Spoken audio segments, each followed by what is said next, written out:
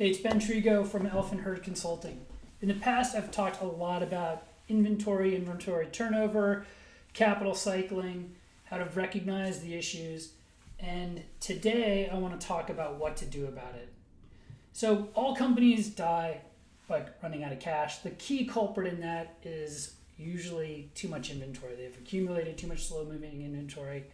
All their cash is sitting on their shelves and they run out of cash. So what do you do about this, right? I think the number one thing you've got to do is change your mindset. The number two thing that you've got to do is change your analysis. And then the third thing you have to do is change your incentives. And our goal here is to improve our inventory ordering process in order to make more money faster. So first of all, mindset. You've got to think of this as a trader. Inventory purchases are investments. They're bets. You are a trader. In every trade, every investment is being made with borrowed money. So for most brands, this is literally true. They are borrowing money from the MCAs and short-term lenders and putting it into their inventory. But even if you're using organic cash, there are other uses for that cash, like marketing or distributions. So your capital, your cash, has a cost. So you have a cost of capital, and your goal is to invest that, make the best bets possible. You know, if you were thinking about this as like a personal investment, you wouldn't go out and borrow money at 30% in order to invest it at 10%. So stop doing that with your company and your inventory ordering purchasing decisions. The second thing is the analysis. So now we have the right mindset. We're thinking of a trader. So we got to look at these decisions in a different way.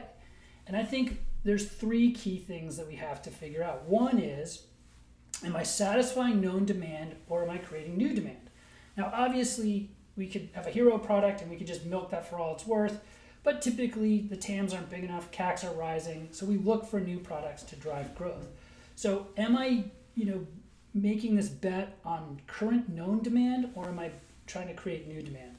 And here, I think it's critical that we call it out in advance of the purchase. So we should make a decision, a prediction in advance of that PO of how much of these units do I expect to be bought by my high value customers, by my total set of current customers, and by new customers.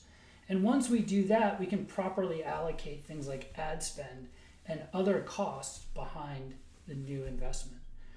Third is, how much money can I make? So, on an absolute basis, so some investments have lower returns, but they make a lot of money. Some investments have high returns, but not very much money. So this is a pure, how much contribution profit do I expect to make through this investment? And then lastly is, how quickly do I make it? And IRR is our tool here. So it's really important, I think, to think of this in terms of IRR because it's the time value of money. It tells us how quickly we're returning the capital and at what size, and then we can compare that to our cost of capital as well as to other investments. So now that we have the mindset, now that we have the analytical framework, it doesn't mean anything if we keep the same incentives.